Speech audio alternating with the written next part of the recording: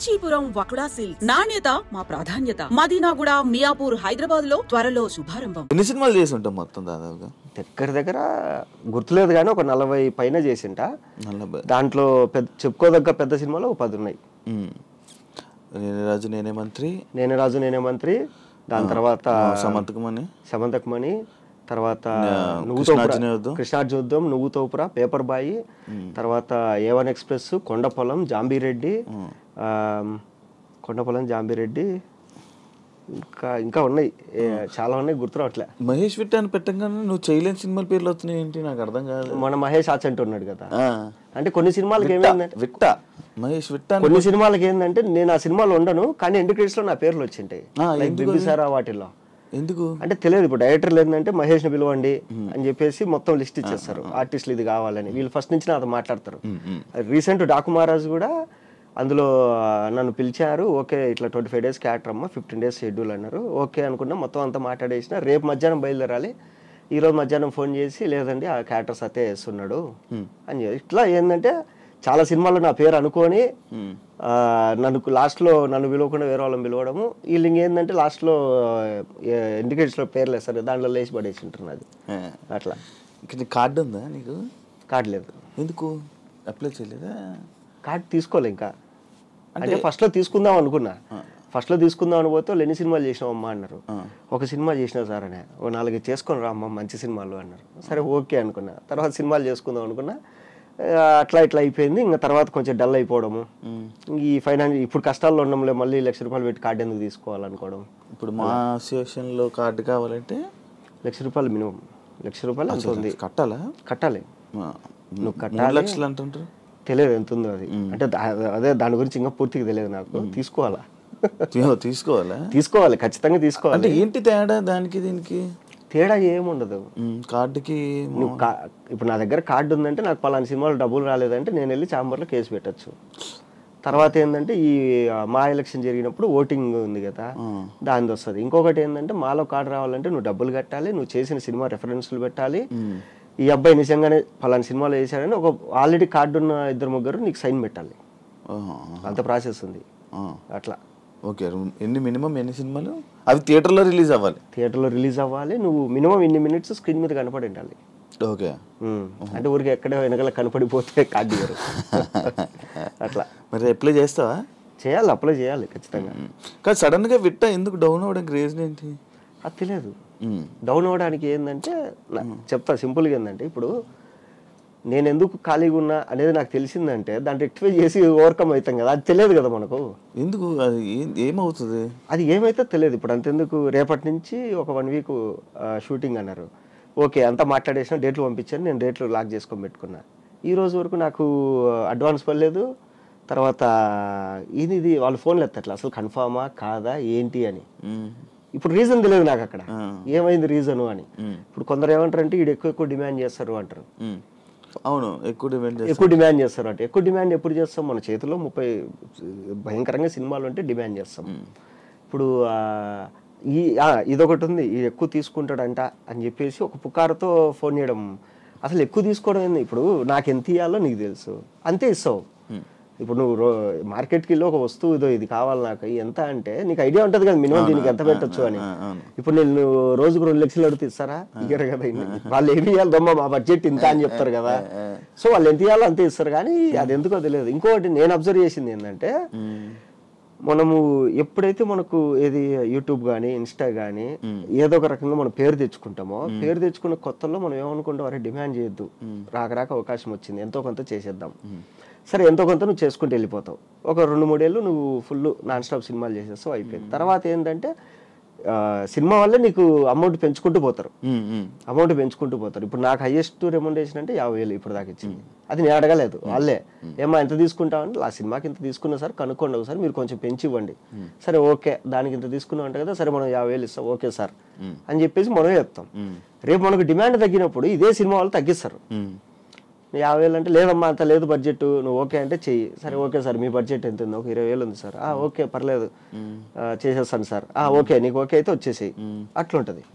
So అట్లా ఏంటంటే నువ్వు బాగా అబ్జర్వ్ చేయి, ఎవరికైనా కానీ వచ్చిన స్టార్టింగ్ లో బాగా సినిమాలు ఉంటాయి. తర్వాత కొంచెం డౌన్ అవుతారు, మళ్ళీ కొద్ది రోజుల తర్వాత మళ్ళీ స్టార్ట్ అవుతాయి. ఇప్పుడు సత్య గాని, సుదర్శన్ అన్న గాని, తర్వాత బ్రహ్మానందం గారు గాని, బ్రహ్మానందం గారు ఒకప్పుడు ఇరగదీసేవాళ్ళు, తర్వాత మధ్యలో కొంచెం కనపడలేదు, తర్వాత డి రెడీ అవన్నీ మళ్ళీ ఎప్పుడైతే వచ్చినాయో దాని తర్వాత మళ్ళీ వెళ్ళుకున్నాడు, మళ్ళీ ఇప్పుడు చూస్తే మళ్ళీ తక్కువ కనపడతారు. అది అది మనకు తెలియదు. కాదు ఎవరైనా ఆపుతున్నారు అలాంటివి ఏమైనా ఉంటాయి ఏంటి? అట్లేం ఆపరు. రాజకీయాలు ఎట్లుంటాయంటే నీకు ఇక్కడ రాజకీయాలని కాదు కానీ అవతలోడు తెలివి. ఇప్పుడు క్యారెక్టర్కి ఇప్పుడు రైటర్లు, డైరెక్షన్ డిపార్ట్మెంట్, డైరెక్టర్ అందరు కూర్చొని క్యారెక్టర్ ఫైనలైజ్ చేస్తారు. ఓకే ఈ క్యారెక్టర్కి ఎవరు రైటర్ ఏమంటాడంటే నేను రాసుకునేటప్పుడు పలానా వాడిని ఊహించుకున్నా వాడైతే బాగుండు అని రైటర్ చెప్తాడు. అసోసియేట్ డైరెక్టర్లు వీళ్ళు ఏంటంటే కనుక సార్ పలానా ఆర్టిస్ట్ అయితే టైమింగ్ ఉంటుంది, మనకు కోఆపరేట్ చేస్తాడు, పలానా ఆర్టిస్ట్ అయితే బాగుంటుంది. కొందరు ఏమంటారు డైరెక్షన్ డిపార్ట్మెంట్లో సార్ వీడు కొత్త ఇప్పుడు వస్తాడు సార్ ఈయన పెట్టుకుంటే కొంచెం ట్రెండింగ్ ఉంటుంది. ఇలా క్యారెక్టర్ ఫైనలైజేషన్ అనేది ఉంటుంది, క్యారెక్టర్ ఫైనలైజేషన్ అని ఉంటుంది. సో ఇప్పుడు దీనికి మహేష్ విట్ట బాగుంటాడని అందరూ ఫిక్స్ అయ్యి మహేష్ విట్ట పిలుస్తారు. వచ్చిన తర్వాత ఏమ్మా ఎంత తీసుకుంటాం, సేమ్ సార్ నేను ఇంత తీసుకుంటాను సార్, మన బడ్జెట్ ఎంత, మన బడ్జెట్ ఇంత ఉంది, ఓకే సార్ పర్లేదు నేను చేస్తా అని నేను చెప్తా. ఇప్పుడు నాకేంటంటే నేను అయిపోయింది, నేను ఒప్పేసుకున్నా అంతా అయిపోయింది. ఇప్పుడు అదే ఆఫీస్కి కొంతమంది క్యారెక్టర్ల కోసం వెళ్తారు కదా, ఈ బ్యాచ్ ఒకటి తయారైంది ఈఎంఐ బ్యాచ్. ఏంట్రా అంటే ఇప్పుడు నాకు ఈఎంఐలు లేవు, నా కారు ఓను, తర్వాత నా ఇల్లు ఓను, అన్నీ నా డబ్బులతోనే ఉన్నాయి నా దగ్గర. ఈఎంఐ బ్యాచ్ ఏంటంటే ఇల్లు వచ్చిన స్టార్టింగ్లో బాగా సంపాదించేసుకొని ఒక 30 లక్షలు సంపాదించేసి ఒక 20 లక్షలు డౌన్ పేమెంట్ కట్టి ఈఎంఐలో ఇల్లు తీసుకుంటారు, ఒక 5 లక్షలు డౌన్ పేమెంట్ కట్టి కారు ఈఎంఐలో తీసుకుంటారు. ఇప్పుడు వీడికి నెల అయ్యేసరికి 1 లక్ష, 1.5 లక్ష వీడికి కావాలి ఈఎంఐలకి ఖర్చులకి. వీళ్ళు ఏం చేస్తారంటే ఇలా ఏదైతే మూవీస్ రెడీగా ఉంటాయో స్టార్ట్ అవుతుంటాయో ఆఫీసులకు వెళ్ళిపోయి కాళ్ళ మీద పడిపోయి సార్ ఎంతో కొంత తీయండి సార్, ఎంతో కొంత తీయండి సార్. నాకు కొంతమంది ఫోన్ చేసి చెప్పారు, మహేష్ ఈ క్యారెక్టర్కి నువ్వైతే 5 లక్షలు మనం బడ్జెట్ అనుకున్నది, అది కూడా మాకు ఓకే, బట్ వీడొచ్చి కాళ్ళ మీద పడిపోతారా, 1 లక్ష రూపాయలు ఏం చాలంటారా, నువ్వేం అనుకోకరా పాపము వాడికి ఏదో ఈఎంఐలు కష్టాలు ఉన్నాయంట. సరే ఓకే సార్ ఇచ్చేయండి. ఇలా కొన్ని పోతాయి. ఇంకా కొందరు ఉంటారు, వాళ్ళు ఏంటంటే ఇప్పుడు జబర్దస్త్ కానీ, యూట్యూబ్ కానీ, ఇన్స్టా కానీ ఏదో ఒక ప్లాట్ఫామ్లో బాగా సంపాదించేసుకున్నారు. వీళ్ళు ఏం చేస్తారంటే ఇప్పుడు సినిమాల్లోకి వచ్చి సార్ ₹1 డబ్బులు వద్దు నాకు ఫ్లైట్ టికెట్లు వేయండి, నా స్టాఫ్ డబ్బులు వేయండి, నేను వచ్చేస్తా. ఇలా ఒక 2 సంవత్సరాలలో ఒక మినిమం ఒక 5 నుంచి 8 పెద్ద సినిమాల్లో కనపడతారు. కనపడిన తర్వాత మార్కెట్ ఓపెన్ అవుతుంది ఇండస్ట్రీలో, ఇప్పుడు డబ్బులు డిమాండ్ చేస్తారు. అది కూడా ఉంది. కొంతమంది ఆర్టిస్టులు ఉన్నారు ఫ్రీగా చేసేస్తారు. పుష్ప కేశవ ఎలా పోయింది మరి? పుష్ప కేశవ నేను ఒక్కనే కాదు, ఫస్ట్ నన్ను పిలిచారు, ఇది క్యారెక్టర్ అన్నారు. నాకు పుష్ప క్యారెక్టర్ కన్నా కేశవ క్యారెక్టర్ చాలా ఇంపార్టెంట్ రా, అందరు నీ పేరే చెప్తారు. అప్పటి వరకు ఆయనకు తెలియదు, ఆయన యూట్యూబ్ చూడలేదు నాది. సో అందరు నీ పేరే, సేమ్ నేను చెప్పి డైరెక్షన్ డిపార్ట్మెంట్ రైటర్లు అందరు కూర్చొని డిస్కస్ చేస్తారు అని, అందరు నీ పేరే చెప్తారు, ఇట్లా నీ సినిమాలు నేను ఒక 2 చూస్తాను నేను అంటే, ఓకే సార్ అది ఇదన్నా అయిపోయింది. తర్వాత నా తర్వాత సుహాస్ని అబ్బాయిని చాలా మందిని అనుకున్నారు, బట్ వాళ్ళకి కావాల్సింది ఏంటంటే ఎప్పుడు పిలిచినా రావాలి, ఎప్పుడు పిలిచినా రావాలి. నాకు ఫస్ట్ ఆయన చెప్పింది 3 సంవత్సరాలు ఏం చేయకూడదు అన్నాడు. ఓకే సార్ నాకు ఇష్టమైన డైరెక్టర్లో మీరు ఒకరు, సో అందులో అల్లు అర్జున్ అన్న ఫ్యాన్ నేను, సో నేను 3 సంవత్సరాలు ఏం ఒప్పుకోకుండా చేస్తా అన్న. బట్ వీళ్ళకేంటంటే ఎందుకు ఇన్ని ఇబ్బంది పెట్టడం, ఇప్పుడే బిగ్ బాస్ నుంచి వచ్చాడు, కొంచెం రెమ్యునరేషన్ పెంచుకుంటాడు. నాకేంటంటే బిగ్ బాస్ నుంచి రాకుండా ఒక 6 సినిమాలు రెడీగా ఉన్నాయి. 6 సినిమాలు అంటే ఆయన కనుక్కున్నాడు బయట ఏంది దీని పరిస్థితి అంటే, సార్ ఇప్పుడే బిగ్ బాస్ నుంచి వచ్చాడు, ఇన్నేళ్ళు కష్టపడ్డాడు, మంచి పేరు వచ్చింది, వాడికి బయట ఫుల్ డిమాండ్ ఉంది సినిమాలలో అంటే, ఈయన ఎందుకు 3 ఏళ్ళు లాక్ చేసుకోవడము, పర్లేదు అని చెప్పేసి పంపించేసినాడు. సుహాస్ని కూడా అదే, సో సుహాస్ కూడా చేయాల్సిందే. సో హీరోగా ట్రై చేస్తున్నాడు, కలర్ ఫోటో అది ఇది, సరే ఎందుకు వాడిని 3 ఏళ్ళు మనం లాక్ చేసి ఇబ్బంది పెట్టడం, తప్పు అయింది కదా, తప్పే అయింది అంటే చెప్పలేం. ఇప్పుడు ఆ సినిమా క్లిక్ అయింది కాబట్టి మనం మాట్లాడుకుంటాము.